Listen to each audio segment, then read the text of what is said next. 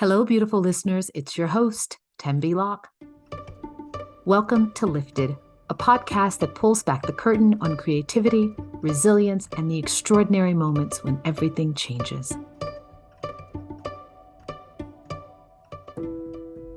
Lifted listeners, I am thrilled to welcome the incredible Nina Westbrook. A licensed marriage and family therapist, she's the founder and editor-in-chief of Bene by Nina, a virtual wellness community. She's a podcaster, the creator of the Do Tell card game, and she's an inspiring advocate for mental health. Nina's journey is this beautiful blend of personal experience and professional expertise. And she has a unique way of making complex topics around physical and mental well-being feel really relatable and accessible. Well, hello, Nina. Welcome to the Lifted podcast. Thank you. Thanks so much for having me. I'm really excited to be here. I am thrilled to talk to you. I had the pleasure of meeting you in person, and I was so struck by your grace, your wisdom, the way in which you anchor in big, important moments that can seem really small and minor. And we're going to talk about, I'll talk about what I mean by that. And I don't know if it's your work as a therapist and or if it's just you innately, but I just remember there are people whom you can be in their presence. And then you leave and you're like, okay, that was lovely. And then there are people, you're in their presence, and their presence continues to wash over you after you've met them. And that was my experience with you. And that's why I wanted to have you on the Lifted podcast. That is so kind, first of all. And I can say the feeling was mutual. I really enjoyed our conversation, and you had your own way of discussing difficult and challenging things and making them feel so wholesome and so calming and just so genuine and amazing and beautiful. I'm really happy to continue our conversation. I want to ask you, where are you right now? I'm in my home. I'm in Los Angeles. Because we're talking a little bit about travel, where did you grow up? And then the second part to that question is, do you remember, or can you share with us an early recollection of like your first, it may not be the actual first, but a first seminal travel experience as a child? What it opened up for you? I grew up in Chino Hills, which is about 40 minutes east of Los Angeles. And I that's where I'm from. And I don't really claim Los Angeles. I grew up in a little bit of a smaller town. We grew up with like cows right across the street from us. And we woke up and it smelled like manure every morning. And it was really nice because my parents were divorced as long as I can remember, but my dad lived not too far away. So he would pick me up and take me to school in the mornings from my mom's house. And I got to see my parents every day. And so that was really cool. As it pertains to travel, I feel like my earliest memories traveling were through sports. All of my friends I made through sports. And we had close family friends who also were part of these communities, these sporting events and teams and communities. And I remember the organization around it and how our parents were, even though we didn't have a ton of money, but we had opportunity and we had a support system around us that allowed us to be able to go on these trips, but everyone couldn't go, right? So the organization between some of my best girlfriends' parents and mine, like who's going to take the kids, who's going to go on this trip, knowing that we weren't to be sent alone, but someone had to come with us, and planning and what did we do when we got there and who stayed with who, how many could we pack in a room. I felt like that was a really fun, that was probably my first segue into travel. That was a really fun experience. It just felt like something I hadn't done before. And we got to go to these new places and stay in fancy hotels. But as kids, we got to have sleepovers and stay up late, and it was like a party for us. So I just remember feeling the independence of that. And as I got older and I started traveling without my parents, then that was a completely different experience. One of the things that we'll talk about is sports and mental health, because those are two big parts of your life and what you do and what you offer the world. You are talking to someone who did not play any sports growing up. And it's something that only when I became a parent did I really realize perhaps I had missed. What I realized is that when my daughter was born, is there's a real value to raising a child who gets the opportunity to stand in their body and see what it can do. Wow. And I tried to offer that to my daughter when and where I could, because I had my own challenges as a young mom, when my husband was ill. And so she couldn't do the like traveling. I just could not commit to that given the other life circumstances. But I love that you have made it a part of your life's work to talk about that intersection or where physical health, athleticism, and the commitment to that meets up with the same rigor, commitment, curiosity around your mental wellness. Okay. Did you get any of that from your people growing up, or is that just something you found along the way? You know what? That's a really good question. And it's the world of sports is such a there's so many different parts and they're all moving, right? Especially in today's current climate where the sports and social and media and publicity and NIL deals and everything now is so different than when I was playing sports competitively when I was younger. And I think that you're so spot on in the values and the lessons and the resilience and the challenges that you have to overcome and the experiences with travel and being independent and learning how to get through the airport and get from the airport to the hotel, and you got to pack your things. You can't, like, the responsibility that comes with it, working together, teamwork. These are all extremely important life skills that you're learning through sports and competition, right? And I think that so many of the qualities and so many of the ideas that I hold today have come from and through my experience in sports, even the way you communicate in sports and the way your coaches communicate with you, how you are able to manage relationships and competition within the team. Like, you have your family at the dinner table and there's 4 people you're trying to communicate with, but now there's a group of 20 coaches and players and everyone has different moods, attitudes, ideas, strategies, and it's like it's the mental aspect of it along with the physical is so important, and it's so prevalent, and those two things go perfectly together. I want to go back and talk about the word competition and competitiveness, because immediately there's some part of me that, like, I almost get a little bit of physical anxiety even just at the word, right? Yeah. Which I don't know if that's me or if that's common to others, but it has always felt to me as though for people who play sports, forget even professionally, just at the high school team level or, in college, that there's 2 pieces to the competition. At least from me on the outside looking in. One is me competing against the other person, entity, team, whatever.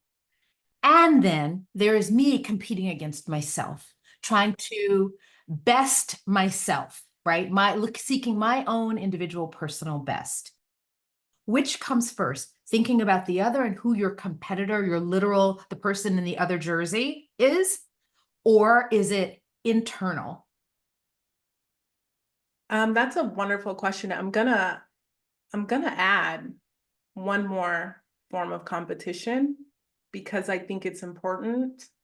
And it's the competition that you have amongst your peers on your team or within your organization or the other coaches who are also looking to get a promotion, and which players are going to be starting versus which players are going to be on the bench. And that healthy competitive factor where you're trying to out your own teammate, but you're still working together to try to beat the other team. And you're still, also trying to focus on yourself and the things that you can control, right?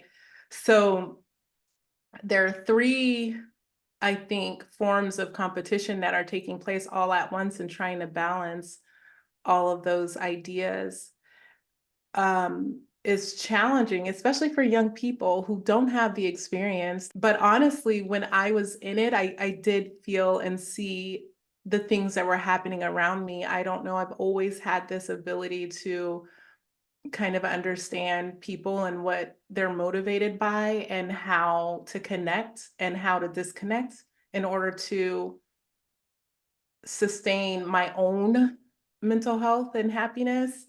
And I think if it's going to be a healthy competition, then the competition has to start from within, right? I think we get very caught up, especially today, young people, with competing against the next person. There's a lot of comparison culture happening. And at the end of the day, as someone who has seen sports, I've been playing my whole life. I've been a part of organizations at the highest level for several years. I've competed at that collegiate level, and there's so many factors at play that no one can see. There's politics, there's timing, there's injuries, there are personalities, there's difference in coaching opinions, there's academics for people who are studying. There are so many factors that go into the end result: who wins a basketball game, who scores however many points.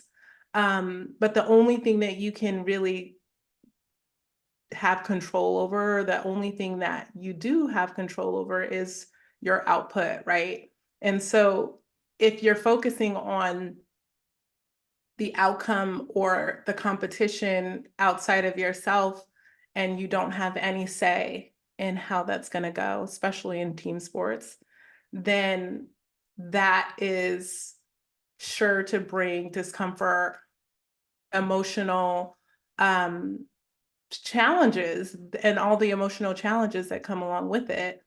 Whereas that you can track specific things within yourself when you focus on yourself, and you can go out each day and do something a little different in order to become a little bit better and build good habits and build your confidence and therefore be more consistent. Like, these are all things you have control over. So that's where it should start.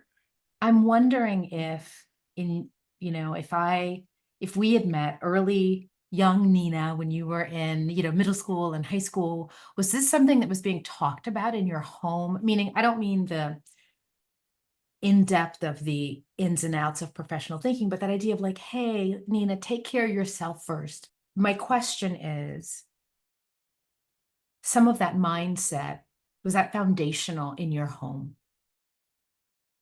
Their confidence was instilled in me in abundance. It was almost embarrassing how amazing my dad would tell me I was all the time. Really, really, really? Yeah, totally.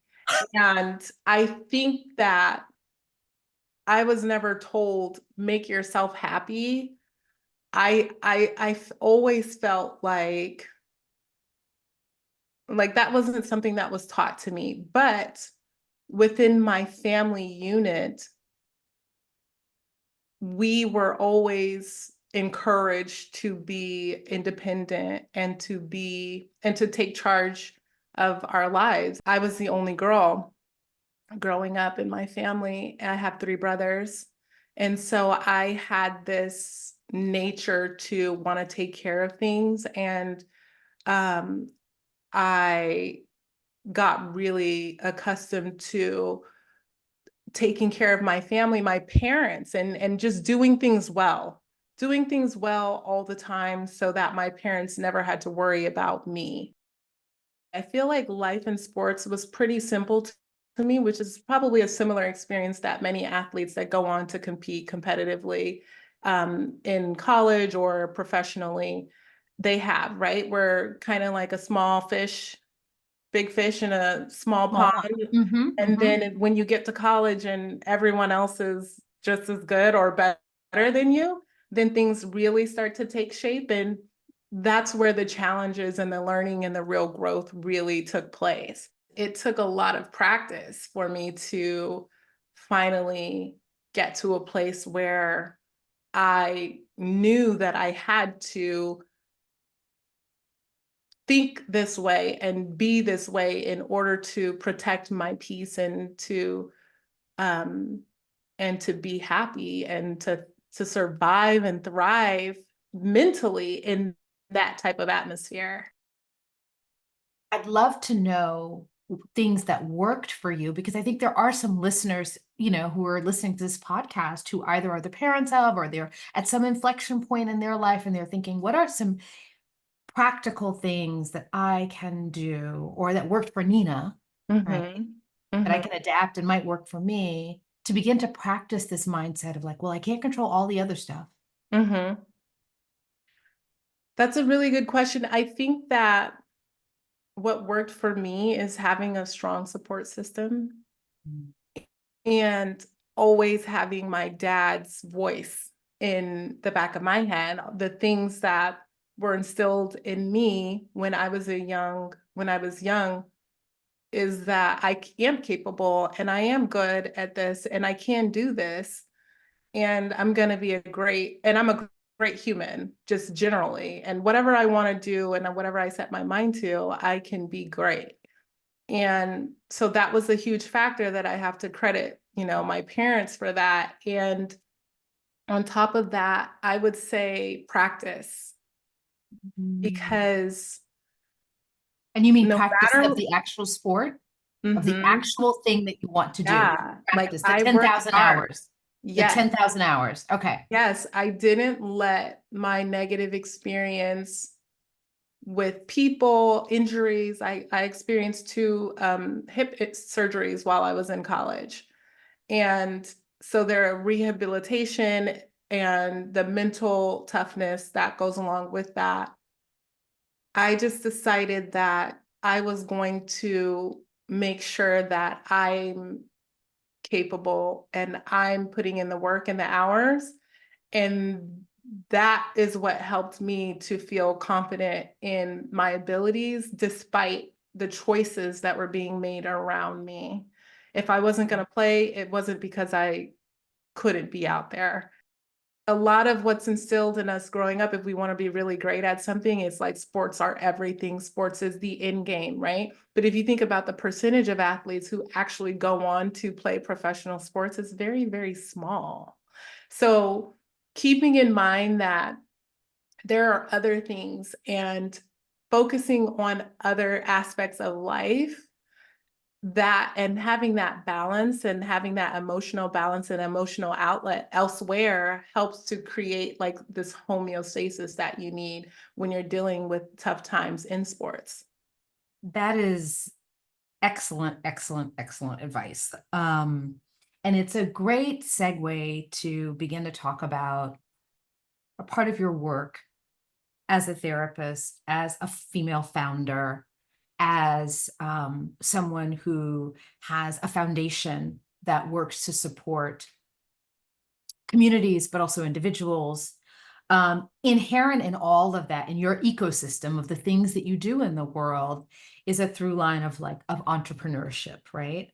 because these are all upstart things that come either of your heart or of your mind or of your desire for change. And then you go about the work of building it. How does that first lightning bolt hit you? Is it a lightning bolt, or is it like a quiet whisper in your ear over a period of time where you're like, oh, this thing is, maybe? For me, it's always a what if. Like I'll see something and I'll feel something, it'll keep coming back to me. And then I'm like, well, what if? Well, what if? What does that beginning process look like for you? And how do you honor it? Honestly, that processes look different depending on what age and what stage of life I was in. I used to get ideas and would want to carry them out by next week. I would get a thought in my head, and I would be full force in that thought. I have to be a little bit more strategic now, is what I've learned. I think that pivots have had to happen in my life due to life circumstances. I think that I would have been really happy having a private practice and connecting with people on a individual level and having these important conversations and creating change and impact in those small ways. But life has a funny way of taking you in new and different directions that maybe you never saw coming. I was never a very I'm a homebody. I'm an introvert. I've never saw myself as being in front of a camera. What happened was my husband's career kind of put a little damper on my want or dreams to open a private practice. I don't know where I'm going to be living. We're moving around quite often. I was working inpatient. I was working in schools, and that worked well until it didn't. And then I started having children, and then I had to make another pivot. And eventually I ended up in this online space where I felt that I could take my community with me and build my community wherever I go. I can have an idea and have something that I'm passionate about and share it. And with the people that I trust to help guide me, the people that I trust to help give me sound advice, and use that knowledge and use all those resources to help me make my decision of how I'm going to move forward with something. When you talk about having that support group, I know at many different junctures in my life, I've had different very incredible support groups, and they've looked very different depending upon the need in my life, where I was in my life. And I think a lot of people listening, and I mean, even the title of this podcast is inspired by all the people who have lifted me up along the way, right? And so I remember one time when it was after Sato passed, and I felt like I didn't quite have the group I needed. Meant by what I can see now, looking back, is that my friends who had been with me in college, or my friends who had been with me when we first became moms, or my friends in the Hollywood world, I'm looking for one person or one group to sort of fill in the gap for all the needs. And because there was no one person and no one group that could do that, I felt as though I was devoid of it. And then someone asked me to do a paradigm shift a little bit and say, well, no one person can be everything to you. No one group can. And it's okay to move between groups and to and what I learned in grief and in my grief was that I needed people who had life experience of loss. And that became a new group. Right. Yeah, and there were times that I just needed to laugh and kiki with the people I'd gone to college with, and I could dip into that group and stopped putting the weight of having to ask everybody to do everything.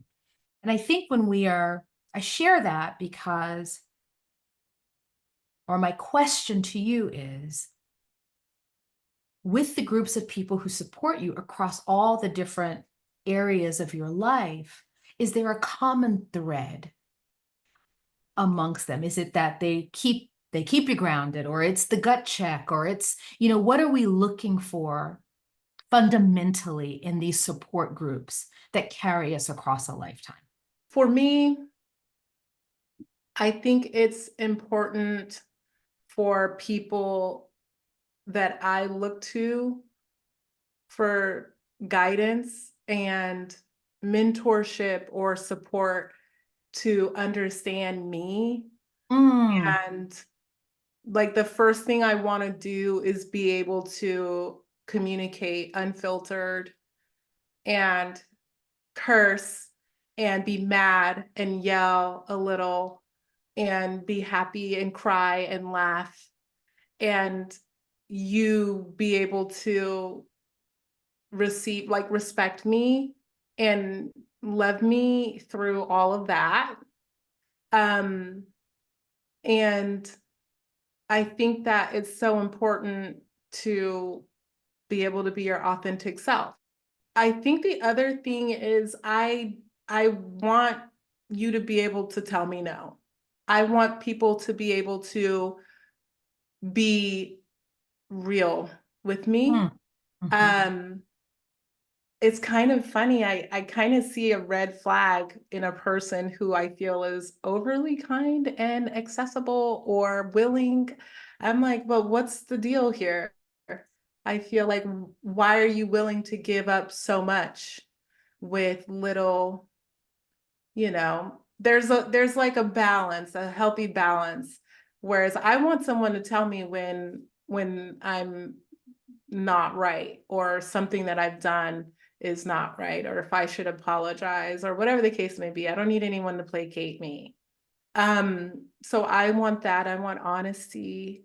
And I think that for me, what it really comes down to is just love.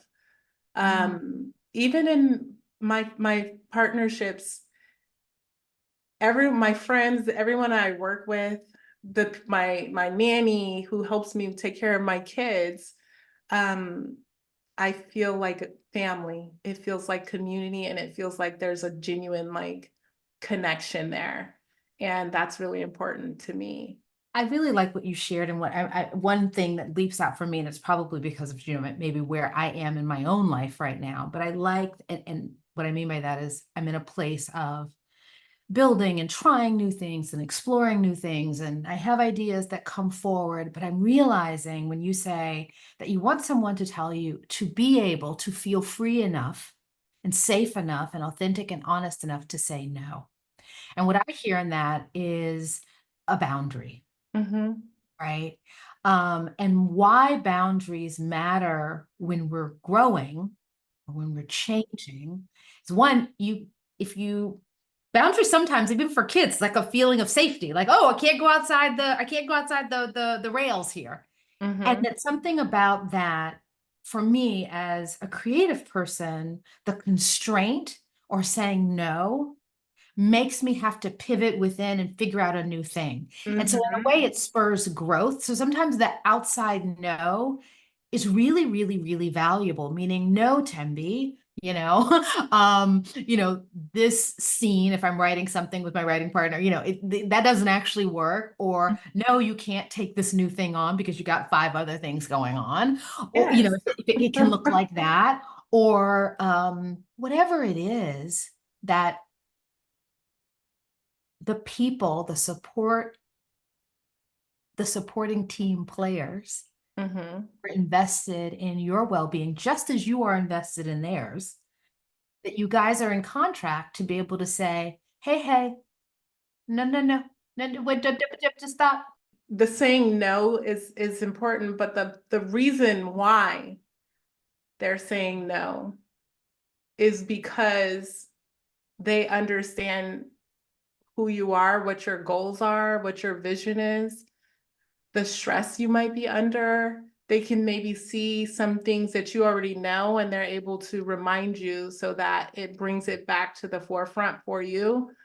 And it's just like helping to keep you on track with what they know you know to be true, right?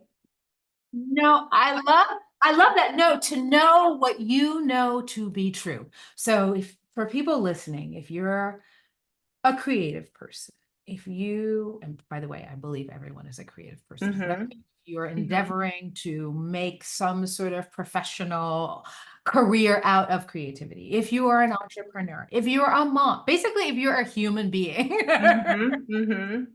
you need people in your life who know what is best for you and can remind you of that. And what comes to mind immediately is when I was beginning to write from scratch, didn't tell a lot of people I was doing it, but the people I did tell, when the days got rough and they got hard and it was challenging, they were there to remind me, if you will, of my why, remind me of, that they saw talent in me, even if I didn't see talent in me that day, Absolutely. that those things are really, really important. I want to ask, what motivated you to start Bene? And I say Bene with my Italian accent because Which is perfect. Yeah. Bene, Bene, Bene. I love it. I just love that that's the title and the name. First, tell us about it and tell Okay. us why you founded it. Okay. So Bene by Nina is a online digital wellness community.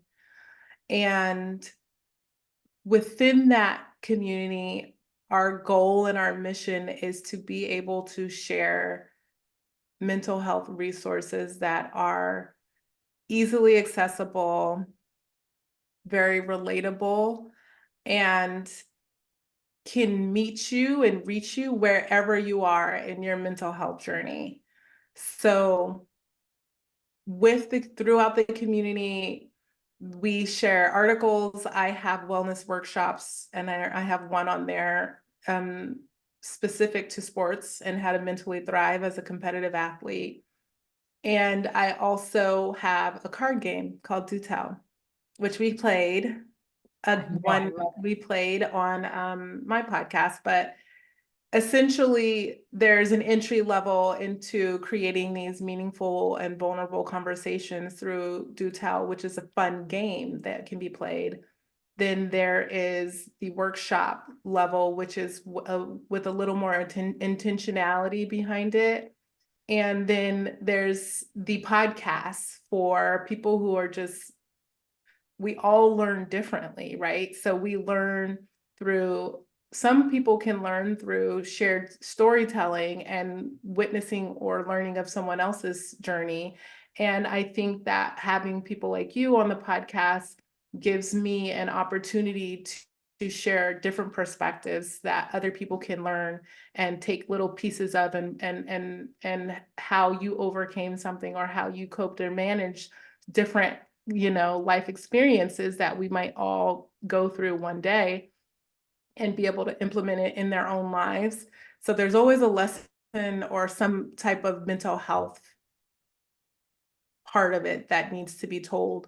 But the biggest thing that I'm really keen on with Bene is this idea of presenting mental health and wellness, breaking the stigma, creating awareness in a way that we're able to connect how mental health is so correlated and intertwined with our daily lives, and the things that we do, the choices that we make each day have a direct correlation to our mood and physical health, not just our physical. You have said, regarding Black women in particular, Okay. that we don't hear enough, quote, we belong here. We don't hear that enough. Mm-hmm. What do you mean by that? And how can we tell ourselves, other than literally, I'm going to put a memo on my computer at work to remind myself, because I move through the world and I still have to tell myself so often, I belong here. Some of it is about being a woman in the world. Some of it is very specific to being a Black woman in the world.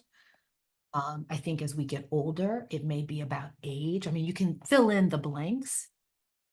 However, What can we do, Black woman, to remind ourselves on the regular, we belong here?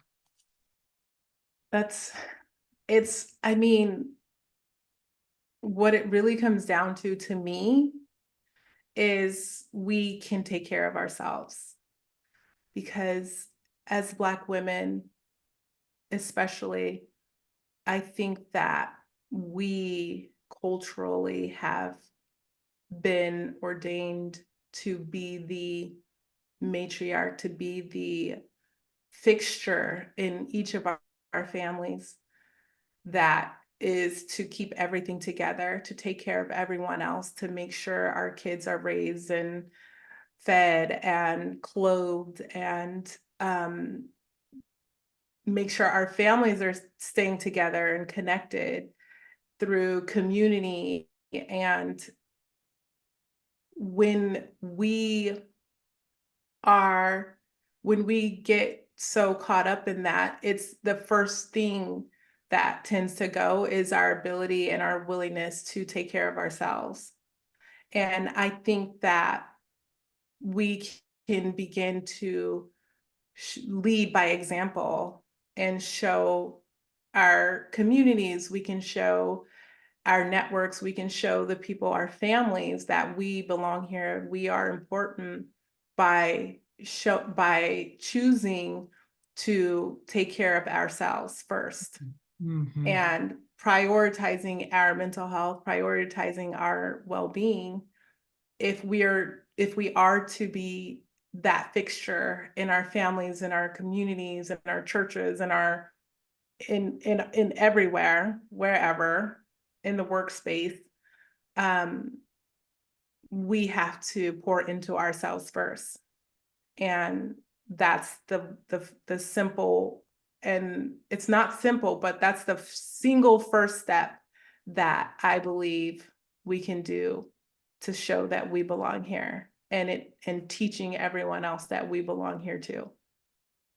I'm going to take that in and just let that no, truly, because in belonging here is belonging to this moment, to ourselves, to our lives. Certainly belonging in certain spaces, but in order to do any of that, it's going back to what we talked about earlier. It has to start here.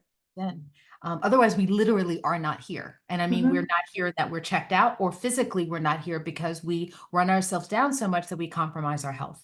Yep. So in order to be here, we need to take care of ourselves. And I thank you so much for your work around that. How do you think travel is important for personal growth? And I might add to that professional growth, creativity, even grief. This is a really good question. And it's funny because I say that about all of your questions, and it's true. I'm not just saying it. My husband and I were just talking about this, and I read an article about this recently that got me thinking. So you're very on trend with this idea of travel and how it impacts us socially and emotionally. And I believe that travel changes us, and what it does is, number one, especially in children, they are able to witness and see the differences in other cultures. You get to see how people do things differently, and how they work really well, and how there's more than one way to get from point A to point B. You also get to see how much you are alike to people that are across the world, or people who don't come from where you come from. You get to see the human nature aspect of eating and trying different cultural foods, and seeing how people gather, how people laugh. I think especially anytime I travel outside of the US, just recognizing the time factor, and because almost everywhere else, time is People are not rushing and running around and trying to hurry up and finish eating their meals. Everyone's got all the restaurants and stores are closed from 12 to 2 so people can take a nap, and people are doing such a good job of taking care of themselves in other places. So you get to see how culture really impacts us, and you get to see what the similarities you share with people across the world, and that you're not so different and we're not so different, and we could do things differently, and there are better ways to do that, and this is what we do well, and you get to choose what you want to adopt and adapt into your own life. And it's just the cultural awareness of it and the growth that comes along with being different places geographically. Because our show is called Lifted, Mm-hmm. who, Nina, has lifted you up? We're just going to name check right now. Anyone. And by the way, it can, in any arena, young, as a mom, as a professional, it can just be, but someone who you would like to just say thank you to right now. Wow. There's so many people, and it's really hard to choose. I talked about my mom so much already today and how wonderful she's been, and my dad. So I'm gonna say Russell. I'm gonna say my husband, because I though it feels very normal to me to have such a supportive, thoughtful partner in life who helps me and cheers for me and contributes equally to our home in every way. I know that is not the norm.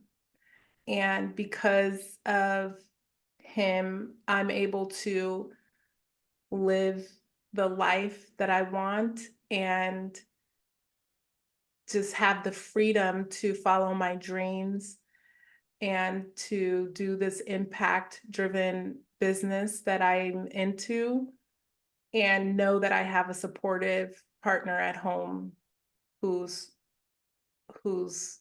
all in. All in. Yeah, 100% of the time. So shout out to Russell, my hubby. So listeners, for those who don't know, Nina is married to Russell Westbrook, who is an NBA player. Yes. All right. And my last question is, what is a legacy? And by legacy, it can be something physical or emotional or energetic, but what is the legacy that you'd like to leave with the work that you do in the world? Oh. Or with the relationships that you have in the world? I think that I want people to remember me as someone who was kind, made them feel special in some way. The way your dad made you feel. Yeah. Shout out to your dad. Yeah. Nina, this has been so delightful. I could literally talk to you like forever. I know. We'll do it again sometime. I just want to say thank you for joining us today. I know listeners are going to love this conversation, savor it, and listen to it again and again. Thank you so much. This was wonderful. Lifted is developed, written, and produced by me and my one-woman producing team, Celia Cates. It is edited by Jamie Moss. Thank you for joining us. Stay tuned for our next inspiring episode.